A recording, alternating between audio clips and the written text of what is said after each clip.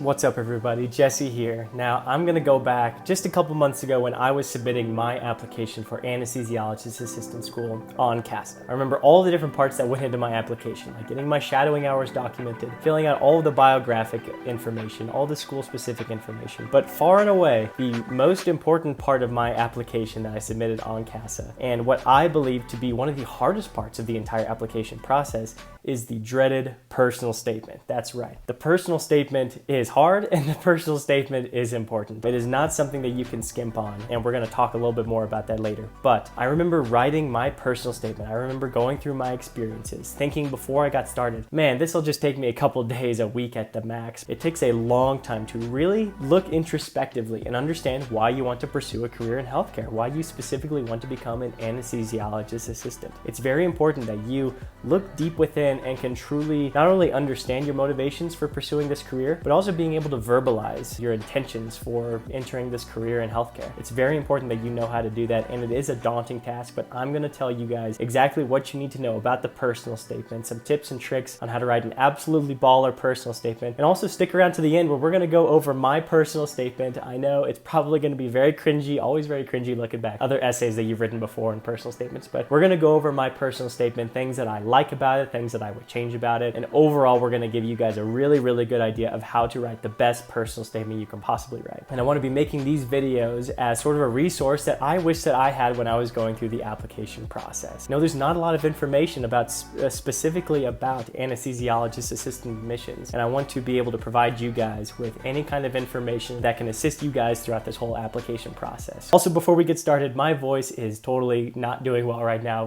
Hang in there if I have some voice cracks. I've been sick for the last couple days. I just had a meet this last weekend and I'm dealing with some track hacks. So give me a little bit of a break, give me some grace as we go throughout this video, but we're gonna power through and let's get started talking about the personal statement on CASA. And I don't know if I've mentioned this in my previous videos, I probably have at some point, but CASA is going to be the centralized application service for anesthesiologist assistant admissions. I don't know if that's exactly what it stands for, but it's our portal for submitting all of our information that you need in order to send that out to programs, gain interviews, and gain acceptances at the end of the day. And like I said, one of the most important parts of that is the personal statement. In the personal statement, if you go on CASA, select the My Application tab, go to supporting information, and an essay, you'll be prompted with a text box where you're going to have 4,500 characters to write an essay that answers this specific question. I'm going to read it out for you guys now. Please explain your motivation for selecting a career in healthcare and specifically why you were interested in becoming an anesthesiologist assistant. Describe how your personal goals and professional background will help you achieve your career goals and eminently suit you for this profession. So there you go. As you're writing your personal statement, it is very important that you always remember the question that you are trying to answer, the question that they are asking. So many times, we'll talk about this later, but as you're writing your personal statement, you might get too deep into the weeds and forget the actual question you're supposed to answer. Always keep this in mind when you're thinking about writing your personal statement. I like to sort of divide this personal statement up into 3 different categories. The first category is going to be illustrating your journey in relation to your interest in healthcare. Now I say healthcare and not anesthesia because in the question specifically for that first part, it says selecting a career in healthcare. A lot of us that enter into this anesthesiologist assistant career didn't know about it for a long time up until very recently. I can speak from my own experience. When I was writing this personal statement, I had medical school in mind. It wasn't until, I probably changed less than half of my personal statement to actually reflect my interest in anesthesia. So it's very important for you to understand your overall motivations for pursuing a career in healthcare and not specifically anesthesia. So think about it in a very general sense. Healthcare is a very large overarching umbrella. Think about it that way first, and then you slowly work your way into explaining why you want to become an anesthesiologist assistant. That's the second big point. This oftentimes is going to be, your experiences in shadowing, your first time being in an operating room. These can be very pivotal experiences in a lot of people's journey to anesthesiologist assistant school where they realized that anesthesia was right for them. I definitely found out that anesthesia was right for me when I was in the operating room shadowing either a surgeon or an anesthesiologist. And so the third thing that we want to focus on in this personal statement is showing what steps you have taken to cultivate this interest. The seed has been planted. What are you doing to water that seed? A lot of times this this can be getting a position in healthcare, whether that's anesthesia tech or phlebotomy, whatever it might be, showing that you are pursuing and you are continuing to learn about the world of healthcare. So I like to break the personal statement down into those 3 points. So we know what the personal statement is, but we also need to know what the personal statement is not. We need to eliminate these errors that you might make while you're writing your personal statement so that you don't fall into the trap of writing a bad personal statement. And even though you have good stats, some schools just might not be interested in you because they can't get a feel of who you are based on how you wrote your personal statement. That does happen sometimes. So a couple points here. The personal statement is not poetry or creative writing piece. I have seen this in med school admissions.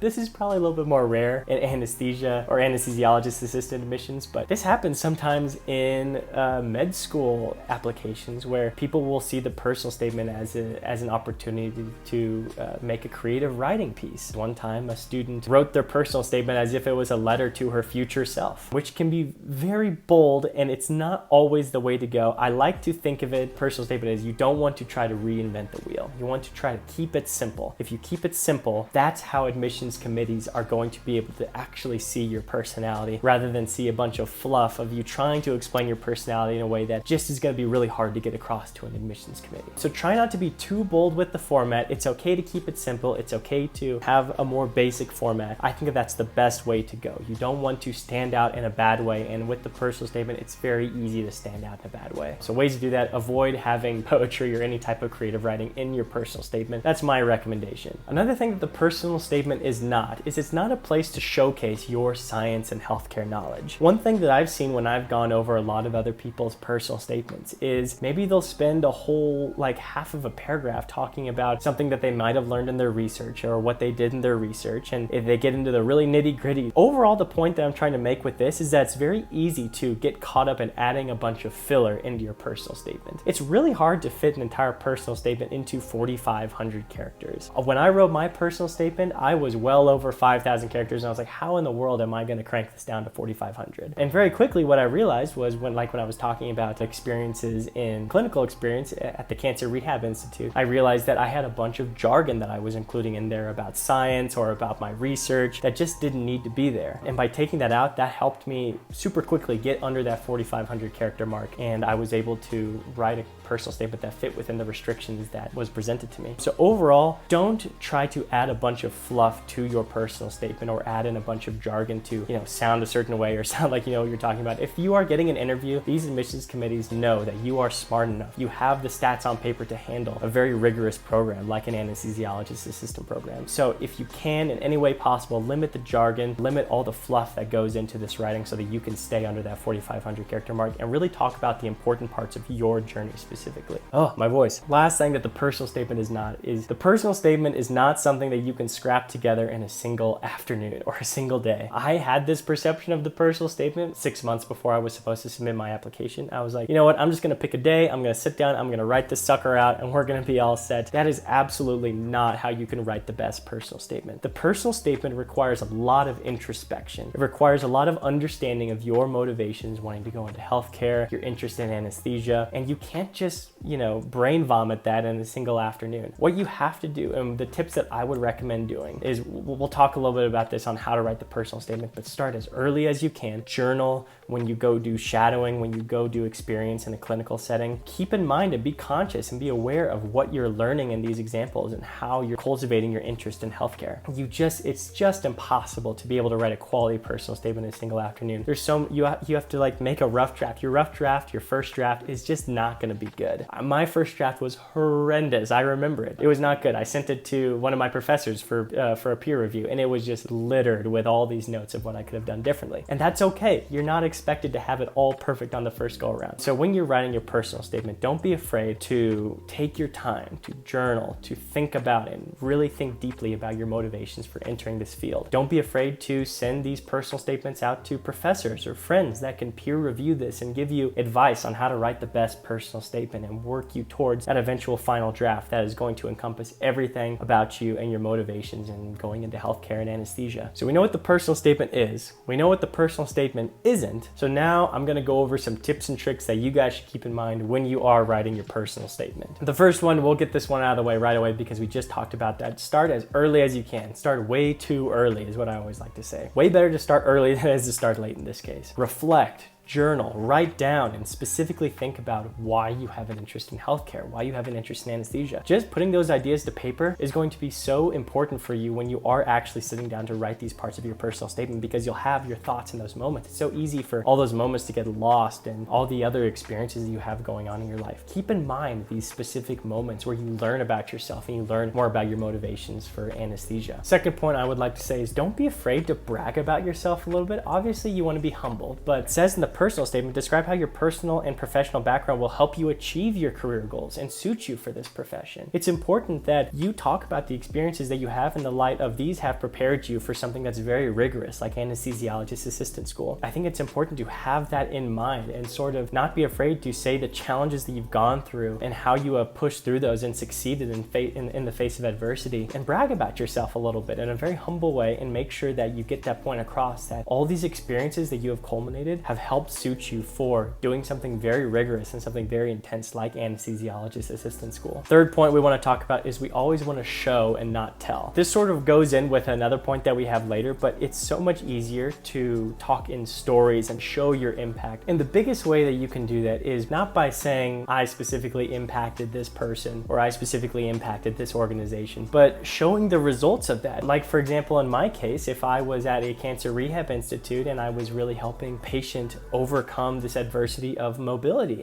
maybe they come to the clinic and they're not able to get up a flight of stairs, but throughout this exercise programming and training that we give them, by the end of it, they are able to get up and down their stairway at home and be much more mobile at home. You could just say, I had a big impact on this patient's life and leave it at that. But a good way to show the impact is by saying that the patient, came in the next day and said, hey, I am so much more mobile. I can get up and down my stairs now because of the impact that you had on my life. That's the idea of showing and not telling the impact that you have on different people in clinical settings or on different experiences. So always keep in mind, always have that lens of trying to show your impact in these activities rather than just saying, I had an impact or I made a difference in this community. Keep that in mind when you're writing your personal statement. Another point that I always like to say is use stories. Stories are ways that admissions committees can connect to you as a person. We connect through stories. I have a couple stories in my personal statement, and I believe that those stories in my personal statement are the moments where admissions committee members can truly connect with me as a person. Those stories were always talked about in my interviews. They would bring up these stories that I talk about with Aunt Carol or with,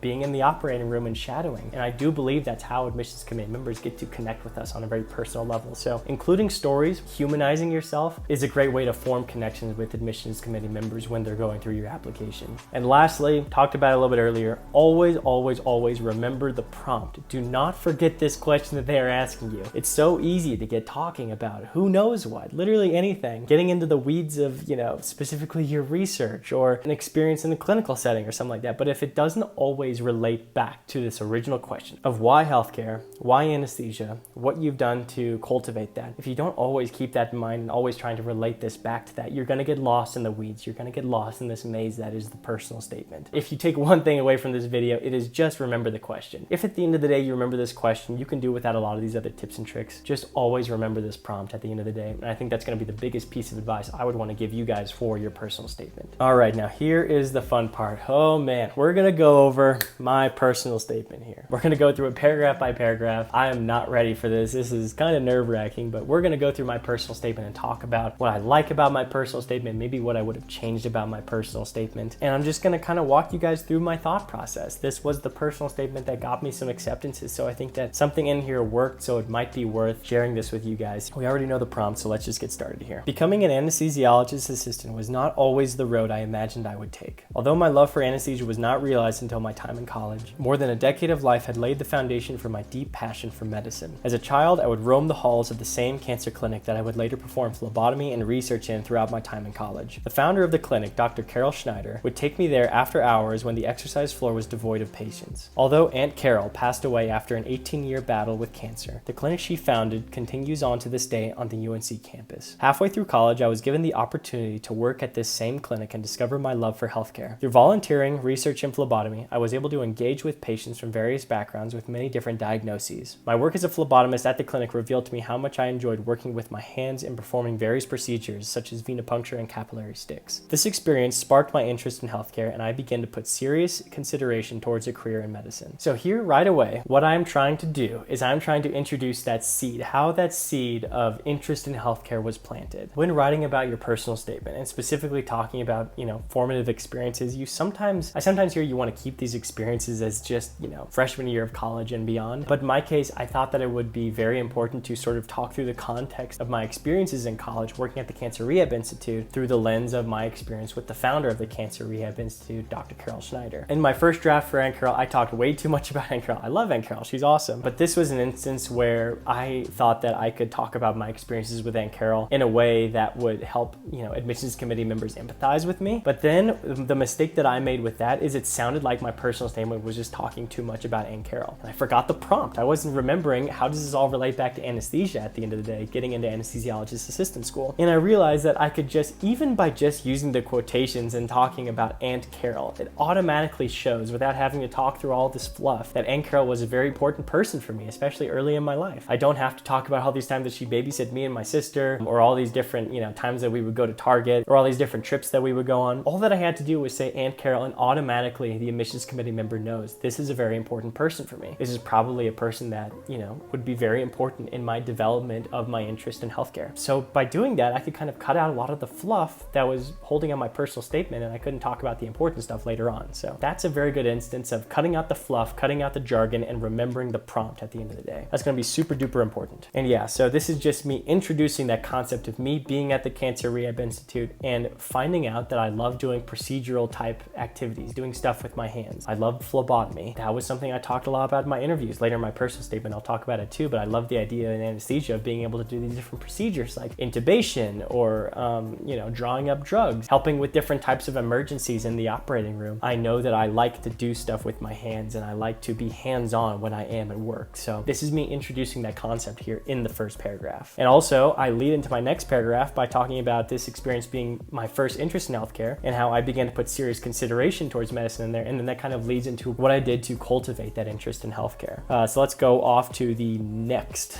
paragraph here. Also, preface for this paragraph, this was when I was pretty much everything up to this point has been me thinking about medical school. I know it says AA a little bit early on in that first paragraph, but most of what I've written so far was already what was going to be in my medical school personal statement. So again, it can just be general healthcare, and then you can fine tune it to work your way into why anesthesia specifically. I would find myself in the operating room less than a year later shadowing an orthopedic surgeon. I was immediately drawn in by the tight organization of the instruments and the precision of every action. I was impressed by the camaraderie among the surgical team members, and I knew I wanted to be a part of the OR. From the other side of the drapes, I could only see glimpses of the anesthesiologist carefully monitoring the patient, and my interest was piqued. After rushing home that evening and researching everything I could about anesthesiology, I discovered the anesthesiologist assistant career. From the unique prospect of fully immersing myself in anesthesia to the rapid growth of the profession, becoming an anesthesiologist assistant was everything I was looking for. Subsequently, returning to the operating room and more closely observing the practice of anesthesiology firsthand solidified my decision. So the purpose now of this paragraph is we are going away from general healthcare, why I'm interested in medicine and healthcare in general, to why specifically anesthesia. Why do I want to become an anesthesiologist assistant? And right now, I don't think that this paragraph fully answers that question of why do I want to become an anesthesiologist assistant, because I'm just talking about the operating room right now. This could all be reasons why I want to become an orthopedic surgeon, for all that these admissions committee members know. But that's not the purpose of this paragraph. We're going to get into that later. The overall purpose of this paragraph, it's almost another instance of a seed being planted in me, of being in that operating room and realize this is where I love to be. I love to be in the operating room. This feels like home for me. I could see myself as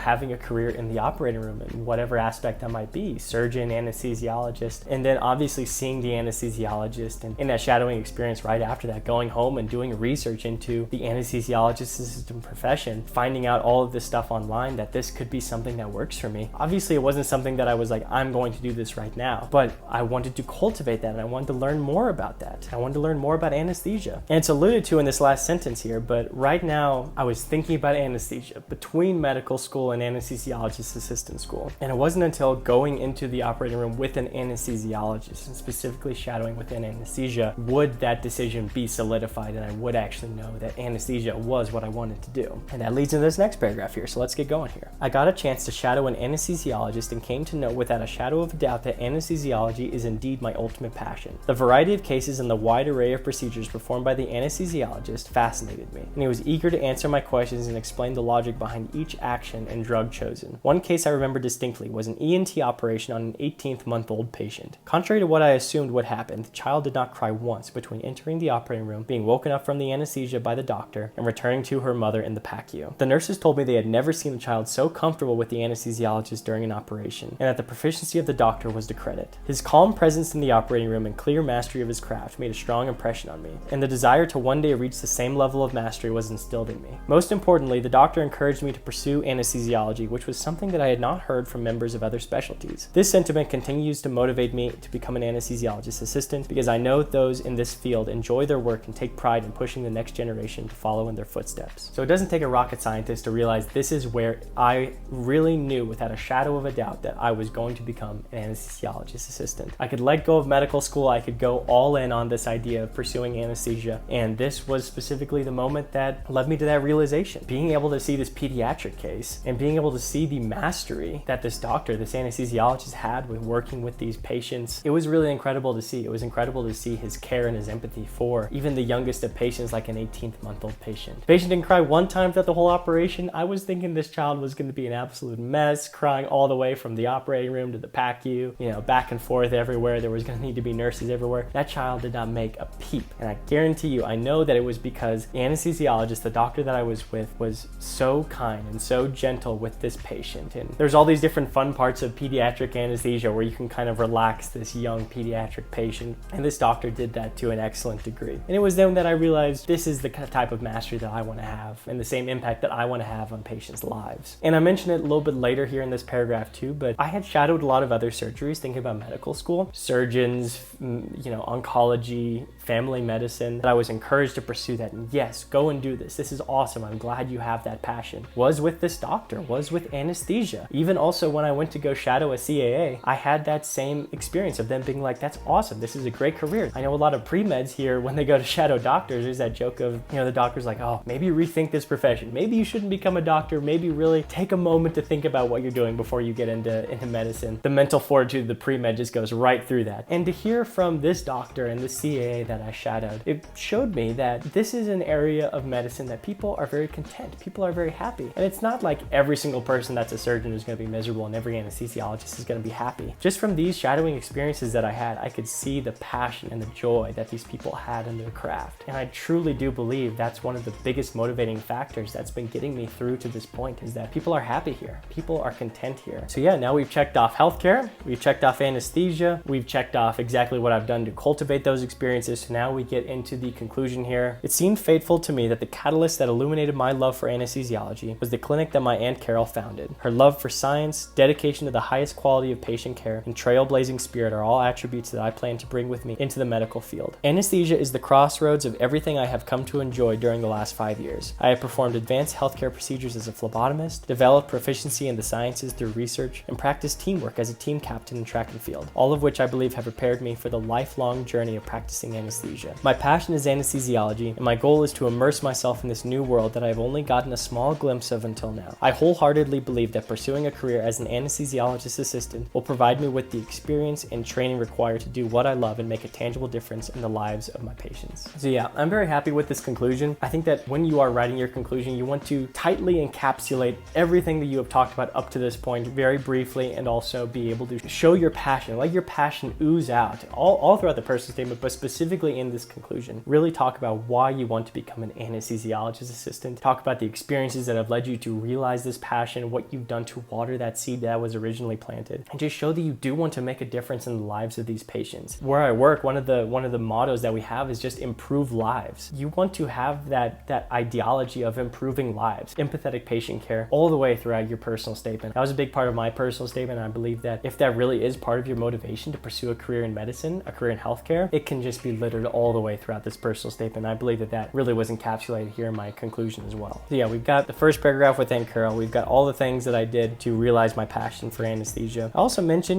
stuff like my track and field participation, which is something that was in the rest of my application, not necessarily present in this personal statement, but I do mention it because that is a big part of why I want to pursue anesthesia. Helps answer that question, that prompt that we got at the beginning there. And yeah, overall, I would say with this personal statement, there are certain wording things I'm like, oh, why did I say say it that way. Like more than a decade of life had laid the foundation for my deep passion in medicine. Probably could have worded that better. It doesn't quite roll off the tongue like I thought it did when I submitted this, but what's the saying that they have about art? Art is never finished, it's only abandoned. It's kind of the same with the personal statement. You're always going to be thinking of different ways that you can improve or things that you would change after the fact, after you've already written your personal statement. So don't be afraid of that. That's why you start early. That's why you get as much of that turnover, as much of that peer review that you can, so that you decrease and can kind of eliminate some of those big things that you would change about your personal statement. So yeah, there's my personal statement. I think that kind of does it. I'm trying to think of anything else that I would want to say about the personal statement. Probably my last big piece of advice is just be yourself. It's really hard. Dr. Gray from Medical School HQ says this a lot, is that it's really hard to find something that is truly unique about you as an applicant. Nothing short of,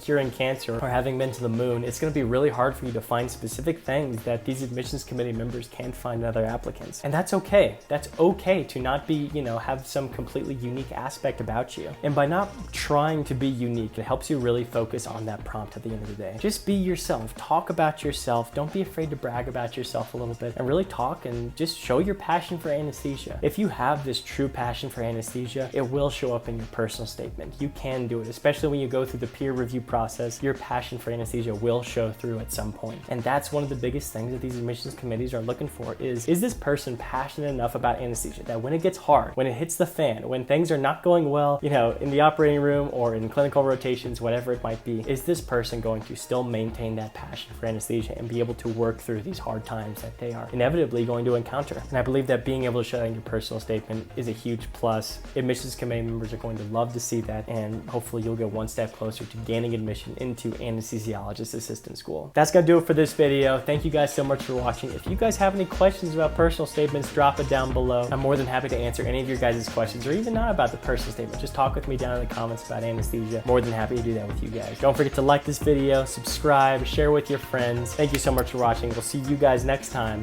Bye-bye.